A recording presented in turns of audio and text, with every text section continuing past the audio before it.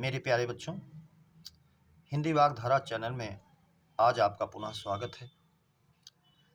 जैसा कि आपको बताया जाता है कि इस समय जो भी प्रश्न आपको दिए जा रहे हैं श्रृंखलाओं में, सब किसी न किसी परीक्षाओं में एक बार नहीं कई बार पूछे गए हैं। तो इस उम्मीद के साथ कि आप अपने लिए उपयोगी समझकर इन सारे प्रश्नों का आप विधिवत अध्ययन कर रहे होंगे और अपने ज़हन में बैठा रहे होंगे कि ऐसे प्रश्न के आने पर मुझसे गलती नहीं होगी। तो इस उम्मीद और अपेक्षा के साथ कि श्रृंखलाएँ आपको बेहतर लग रही हों, तो इसे सब्सक्राइब, लाइक और शेयर ज़रूर करें, जिससे प्रयास मेहनत करने वाले का भी मनोबल इससे बढ़े। तो आइए इस उम्मीद और अपेक्षा के साथ हम लोग आज की श्रृंखला के पहले प्रश्न की शुरुआत करते हैं। पहला प्रश्न है हमारा, जिनकी ध्वनि केवल मुख से निकलती है वे हैं। ए वृत्ताकार स्वर, तो वृत्ताकार नहीं है क्योंकि उ ओ ये जो है ओठ के आधार पर ये वृत्ताकार होता है। बी समृद्ध स्वर, तो समृद्ध भी नहीं है। समृद्ध में आप जानते हैं ई उ होता है, ये भी नहीं है। अनुनासिक, तो जिनका ध्वनि केवल मुख से होता है तो उसमें नासिका का प्रयोग होता ही नहीं है। डी निरनुनासिक, जो नासिक नहीं है, केवल मुख से बोले जाएं, निरानुनासिक, अनुनासिक विहीन हों, निरनुनासिक होंगे, इसलिए विकल्प डी हमारा सही हो जाएगा।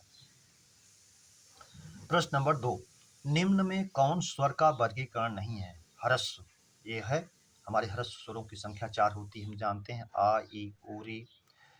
बी प्लुत, प्लुत नहीं है, वो प्लुत भी है क्योंकि इसमें ह्रस्व स्वर की 3 गुना मात्रा लगती है, जो दीर्घ स्वर से भी अधिक लगती है मात्रा, इसलिए प्लुत भी है। सी संयुक्त, संयुक्त स्वर होते हैं जो दो भिन्न अलग अलग स्वरों के मेल से बनते हैं। डी द्वित्व, ये द्वित्व नहीं है स्वर का वर्गीकरण, क्योंकि द्वित्व जो है व्यंजन में आता है, इसलिए विकल्प डी हमारा सही हो जाएगा।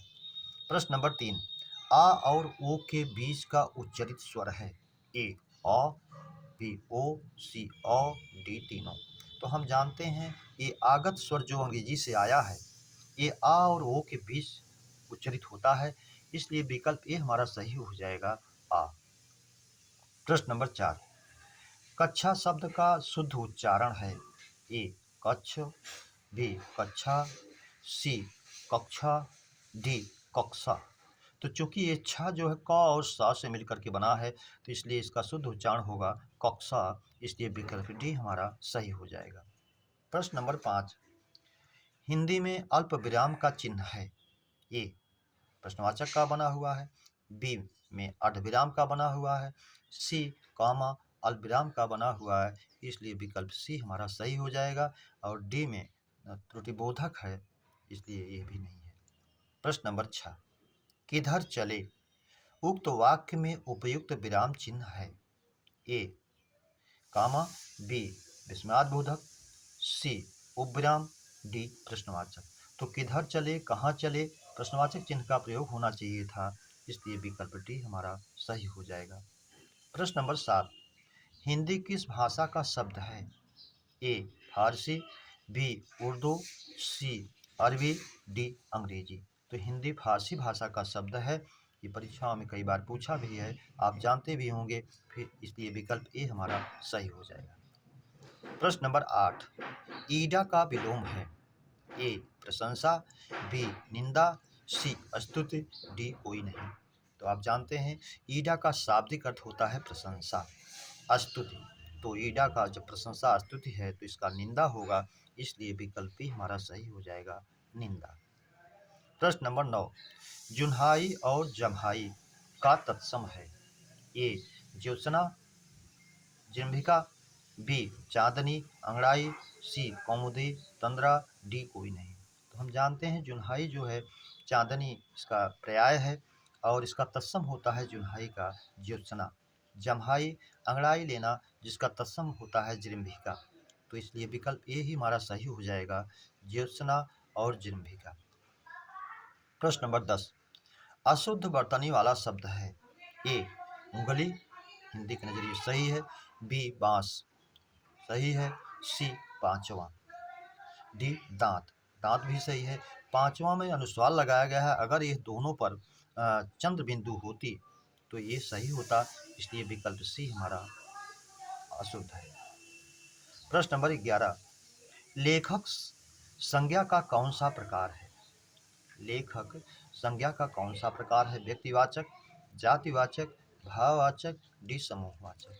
तो लेखक किसी व्यक्ति विशेष लेखक का नाम नहीं लिया गया है, इसलिए जो है जातिवाचक में जाएगा। विकल्प भी हमारा सही हो जाएगा, जातिवाचक। प्रश्न नंबर 12, बाढ़, तूफान, ज्वालामुखी किस प्रकार की संज्ञा है? ए व्यक्तिवाचक, बी जातिवाचक, सी भाववाचक, डी समूहवाचक। तो बाढ़, तूफान, ज्वालामुखी इनके भेद भी होते हैं और ज्वालामुखी समष्टि रूप है, इसलिए जाति का रूप है, इसलिए विकल्प बी में जाएगा, जातिवाचक। प्रश्न नंबर 13, निम्नलिखित शब्दों में कौन शब्द विशेषण नहीं है? ए अंतर, बी आंतरिक, सी आग्नेय, डी अधिकारी। अधिकार का तत्सम अधिकारी होता है, संज्ञा के पहले आप प्रयोग भी कर लेते हैं, अधिकारी गण। सी आग्नेय, अग्नि का विशेषण बनता है, आग्नेय, ये भी है। बी अंतर का एक जोड़ने पर आंतरिक विशेषण बनता है, ये भी है।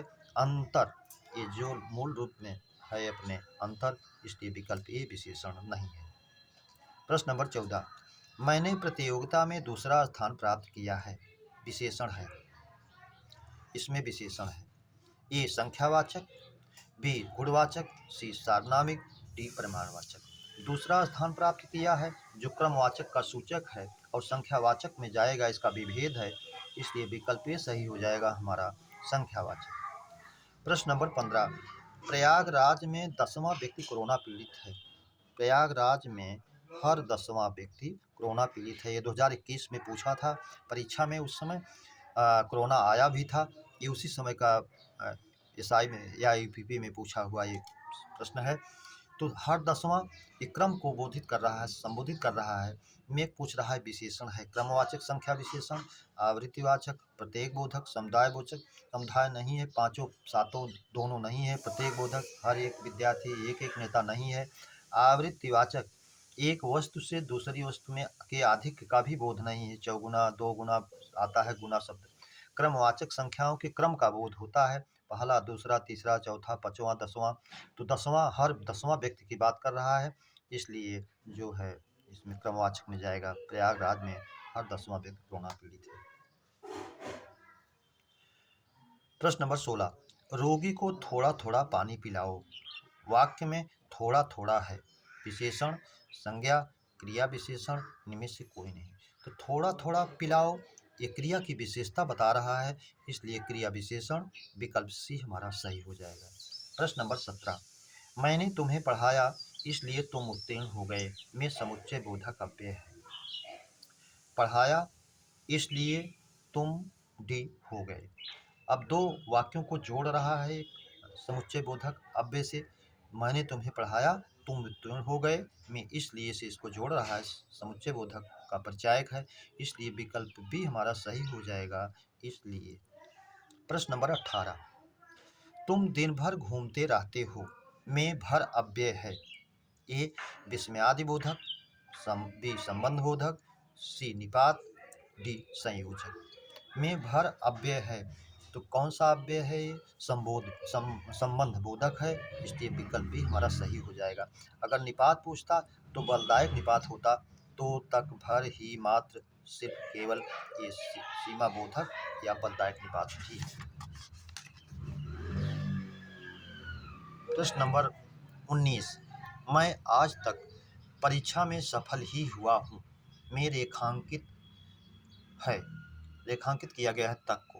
ए निपात है, बी विशेषण है, सी सर्वनाम है, डी संज्ञा है।